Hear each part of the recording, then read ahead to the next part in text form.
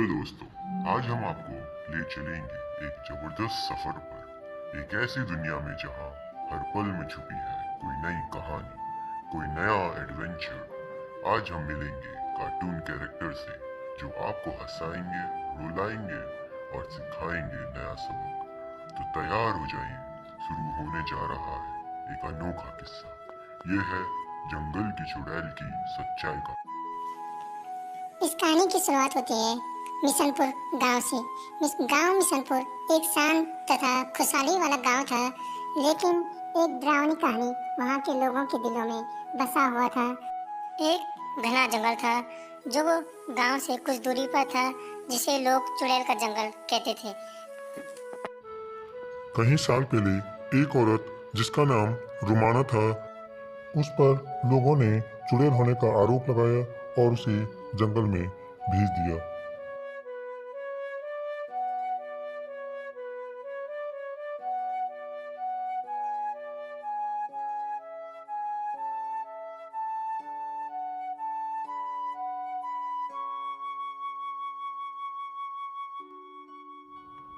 अब गांव वालों का कहना था कि जो रुमाना है वो अब चुड़ैल बन गई है और जो भी उस जंगल में जाता है वह कभी वापस नहीं आता है।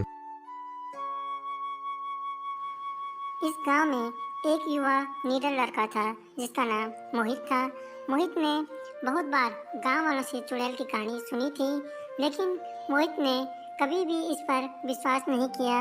उसे लगता था कि यह सब अंधविश्वास है और सच्चाई कुछ और है। एक दिन मोहित ने फैसला ले लिया कि वह इस रहस्य का पता लगाएगा।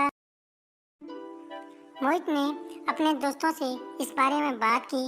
उसके दोस्त रिंकू और टिंकू शुरू में तो डर गए, लेकिन मोहित के दृढ़ता और साहस को देखकर उन्होंने उसके साथ जाने का फैसला ले लिया। शाम के समय अब तीनों दोस्त जंगल की ओर चल पड़े। जंगल में चारों ओर घना अंधेरा और अजीब सी आवाजें सुनाई पड़ रही थी। और वो तीनों सोच रहे थे कि कहीं ये चुड़ैल की आवाज तो नहीं। कुछ देर बाद उन्हें एक झोपड़ी दिखाई दी। झोपड़ी के बाहर बूढ़ी औरत बैठी थी। मोहित ने हिम्मत करके उनसे पूछा, क्या आप ही रुमाना हो?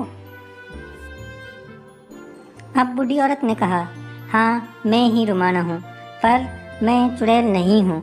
मुझे लोगों ने गलत समझा और यहाँ भेज दिया। तब मोहित ने हैरान होकर पूछा, तो फिर लोग आपको चुड़ैल क्यों कहते हैं? अब रुमाना कहती है, यह सब बड़ी गलतफहमी है। मैं लोगों की बीमारियां ठीक करती थी, लेकिन एक दिन कुछ लोगों ने मुझ पर जादू टोना का आरोप लगाया और मुझे इस जंगल में भेज दिया। लोगों के डर के कारण किसी ने मेरी सच्चाई जानने की हिम्मत नहीं की। अब तीनों दोस्तों ने रुमाना से वादा किया कि वे गांव वालों को सच्चाई बताकर उनकी मदद करेंगे। सुबह के समय तीनों दोस्त गांव में पहुंचे और उन्होंने गांव वालों को सच्चाई बताई। पहले तो गांव वालों को विश्वास नहीं आया, फिर गांव वालों को जब विश्वास होने लग गया तब गांव वालों ने रुमाना से माफी मांगी और रुमाना को गांव में फिर से वापस जगह दी। उस दिन के बाद उस गांव में अब कोई भी बीमार नहीं रहता था, क्योंकि जो भी बीमार होता रुमाना उसको ठीक कर देती थी जड़ी बूटियों से। इस घटना के बाद मोहित, रिंकू और टिंकू गांव के हीरो बन गए। उन्होंने ये साबित कर दिया कि ज्यादा अंधविश्वासी नहीं होना चाहिए। इस कहानी से हमें यह सीख मिलती है कि जहाँ पर आपको साहस दिखाना क्या होता है, वहाँ पर आप साहस दिखाएं और ज़्यादा अंधविश्वासी ना बनिए। कहते हैं कि जहाँ काम आए सुई, वहाँ तलवार का क्या काम, वहाँ तलवार का क्या काम। अर्थात जो काम सुई से हो सकता है वह काम तलवार से नहीं हो सकता। दोस्तों, आपको यह वीडियो कैसी लगी? अगर वीडियो अच्छी लगी हो तो एक लाइक कीजिए। अगर आपको इस कहानी से कुछ सीख मिली हो तो कमेंट में ज़रूर बताएं। और अगर आप चैनल पर नए हो तो चैनल को सब्सक्राइब ज़रूर कीजिए। धन्यवाद दोस्तों, मिलते हैं आपको अगली वीडियो में। धन्यवाद।